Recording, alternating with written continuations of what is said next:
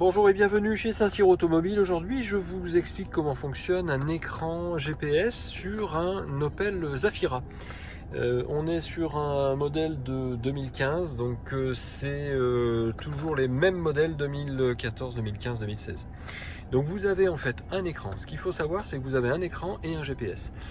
Sur cette radio GPS, vous avez un bouton qui permet d'aller à droite, qui permet d'aller à gauche, et donc ce bouton, vous avez vu, ça déplace donc le curseur, donc à droite à gauche. Et lorsque vous voulez valider quelque chose, il vous suffit simplement d'appuyer sur le cerclage en fait de votre bouton.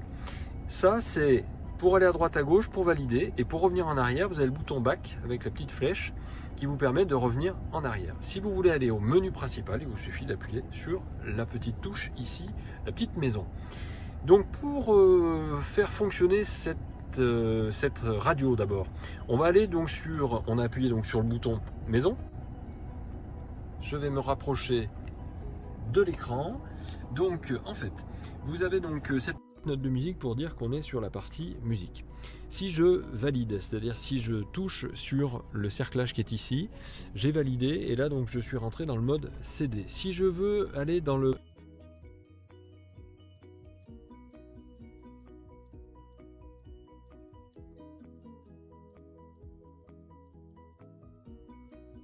fichier, soit iPhone, soit le CD ou soit la radio.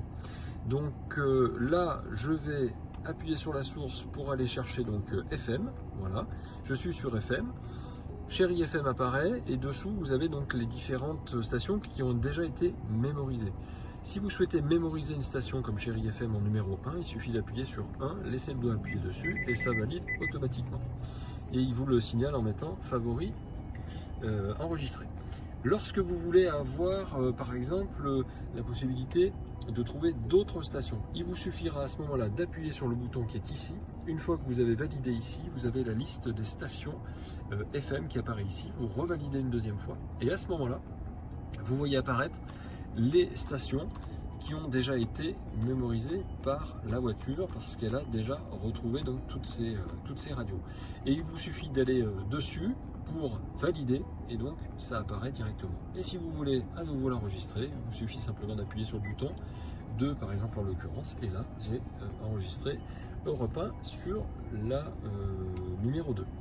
Donc ça c'est pour ce qui est de la radio. Donc encore une fois, j'appuie sur le bouton source et quand j'appuie sur le bouton source, j'ai les différents modes qui s'affichent, donc le CD, l'iPod ou alors donc AM ou FM.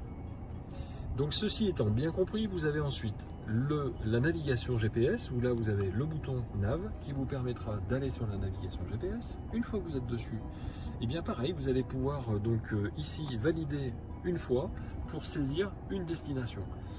Lorsque j'ai saisi la destination, j'ai entrée adresse parce que je connais l'adresse, un point d'intérêt parce que je cherche un parking à proximité, je ne connais pas forcément l'adresse, ou les destinations précédentes. Donc les points d'intérêt, je fais juste une petite aparté, hein, vous avez des catégories, vous avez des noms ou des numéros de téléphone. Si vous allez dans catégorie, vous avez donc les POI par distance à proximité et donc vous allez rechercher là-dedans les différentes catégories.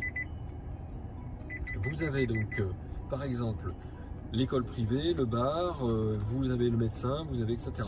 Votre voiture va vous expliquer que voilà, à proximité, vous avez ces différentes choses disponibles.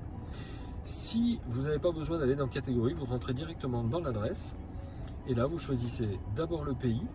Là on est en Pays-Bas, mais on va les choisir puisqu'il y a toute l'Europe qui est disponible dans cette cartographie. Je vais chercher dans la France, là je vais chercher dans la ville. Dans la ville, je vais taper le nom de la ville.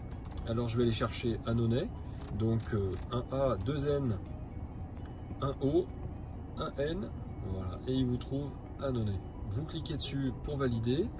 Vous voulez la rue Pierre de Coubertin, ne vous embêtez pas à taper rue de Pierre de Coubertin, vous tapez simplement Coubertin et lorsque vous allez avoir tapé 3 lettres, il va vous faire une proposition. Voilà, rue Pierre de Coubertin. Comme ça va beaucoup plus vite. Et après, vous allez sur terminer. Et une fois que vous êtes là-dessus, vous démarrez le guidage.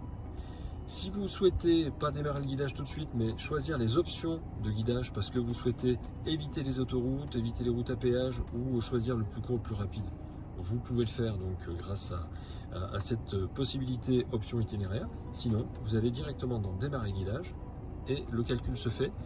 Et donc votre voiture vous emmène directement à la destination. Ensuite, lorsque j'appuie sur la petite bague, encore une fois ici, je vais pouvoir donc avoir le menu itinéraire, l'indicateur de cap, le mode de carte. Alors le mode de carte, ça veut dire que si j'appuie dessus, je choisis un plein écran, une carte uniquement, la séparation de l'écran, je peux faire ce que je veux en fait. Mais vous avez aussi la possibilité, je reviens en arrière en fait, de le faire grâce au bouton nav. Lorsque vous appuyez sur le bouton navigation, une fois, deux fois, trois fois, vous allez pouvoir paramétrer aussi l'écran en plusieurs parties ou en une seule partie, vous voyez, la cartographie, le téléphone ou même la radio. Voilà, j'espère que ça vous aura été utile.